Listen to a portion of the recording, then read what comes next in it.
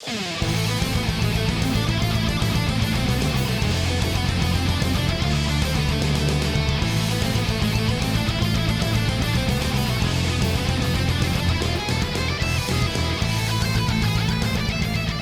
the last two videos, we learned about the harmonic minor scale and how to build the chords of harmonic minor scale. In this video, we get to actually use all this stuff. That is why we've been learning it all, is so we can actually put it to use. And so when it comes time to write a song, you don't end up just beating your head up against the wall and hoping for inspiration to strike. You can actually just go in there and start making music right away.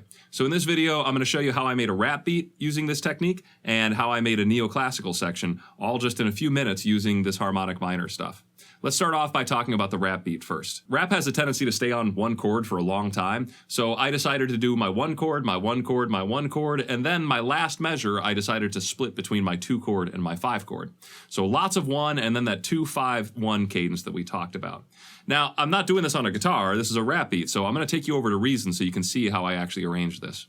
So this beat I wrote in E-flat harmonic minor, and my first chord would be E-flat minor. So I just arpeggiated up that chord, and then I decided to go down the notes of the harmonic minor scale. And this is a great technique. Going up the arpeggio and down the scale, you'll usually get something pretty nice. I did nearly the same thing for my second measure. And then my third measure is the same as my first measure. So I just went up the notes of my 2 chord, which was F diminished 7th, and then I went down the notes of my dominant 5, which was a B flat 7.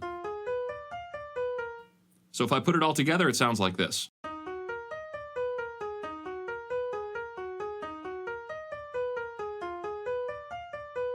Now this sounds nice, but it doesn't really sound like rap because I'm not using a synthesizer. So I'm going to switch over to a synth here and play around with some presets till I find something close to what I want. Now this is close to what I was looking for, but it rings out a little too long, so I decided to play around with the decay and the sustain in order to get a more plucked percussive sound.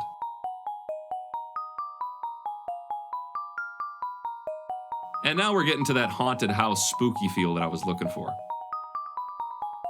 And that's really the heart of my rap beat. After that point, I just decided to put in some kick drum and some snare. And of course, throw in those ridiculously fast hi-hats that we hear.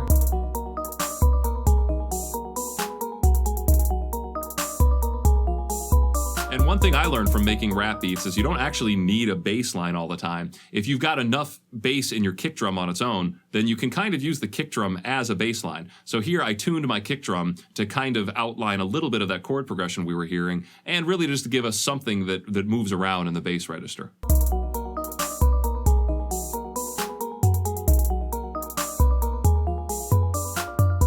And lastly, to help introduce the beat, I wrote this little snare drum pattern that descends in pitch to help bring things in. So there you go, making a rap beat in just a few minutes. The next step is to find yourself a hype man and record your own rap.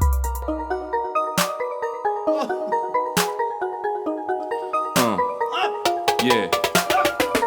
I'm just trying to teach you a harmonic minor. I'm finding the scale, I'm taking the 7th, I'm making it high. And if you're trying to resolve on the 1, hit 'em with a dominant 5, then you call it done.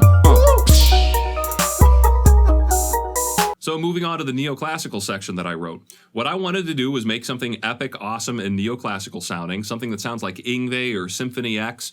And the first thing I thought of was triplets. I really wanted to do something triplet-based because it gives you that motion, that movement that I really like. Da-ka-da-da-ka-da-da-ka-da-da-ka-da.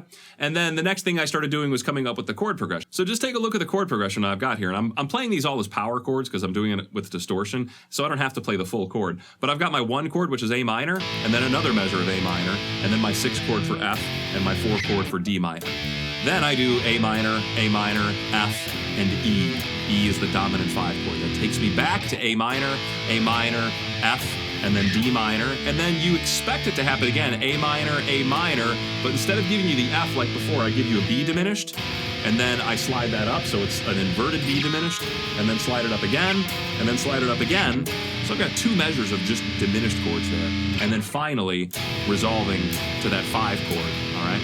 So you can even see that these measures are like extended measures. This is going on too far. And that's what I wanted to do. You know, I was thinking of like a dubstep breakdown or like an EDM breakdown. You have a lot of sections that go past where they're supposed to, and you're just like left waiting for this thing to resolve, and you really want it to resolve because you were supposed to resolve like 2 measures ago. So if I combine that anticipation with these diminished chords and that 2-5-1, it should give me a lot of energy to help build me into that next section.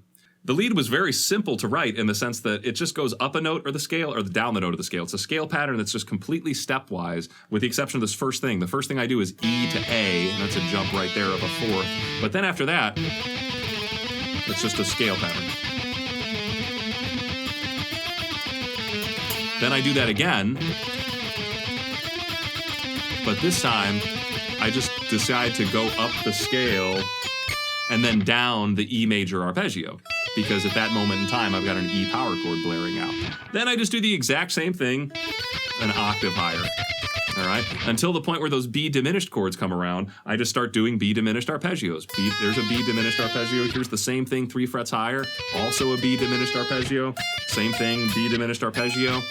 Now here, we've been in triplets the whole time, but I thought it would be fun to go a little faster and bring in some 16th notes. So I did this very simple scale run here, which is very easy to play. There's no string skipping or anything like that. If you watch that pattern here,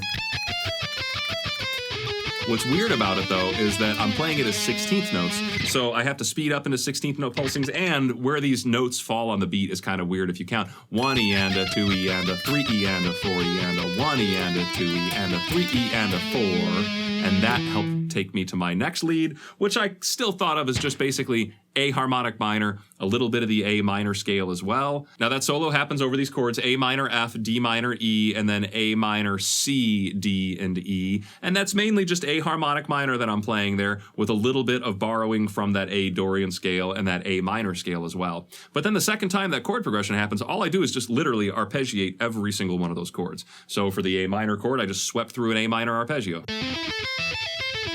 And then for the F major chord, I just swept through an F major. And so on, D minor, and then E major.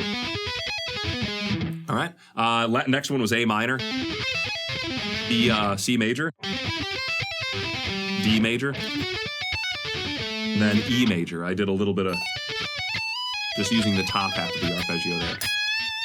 So if I put it all together, here's what the whole thing sounds like.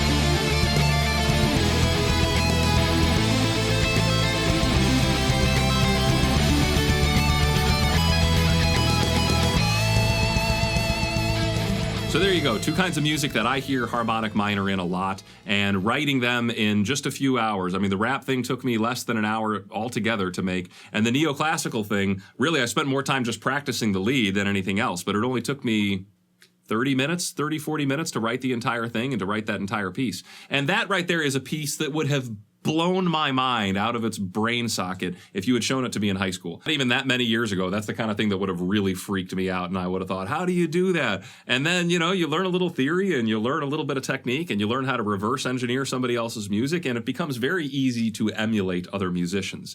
And hopefully when you do that, somehow your own personality and your own unique style finds a way to creep in there.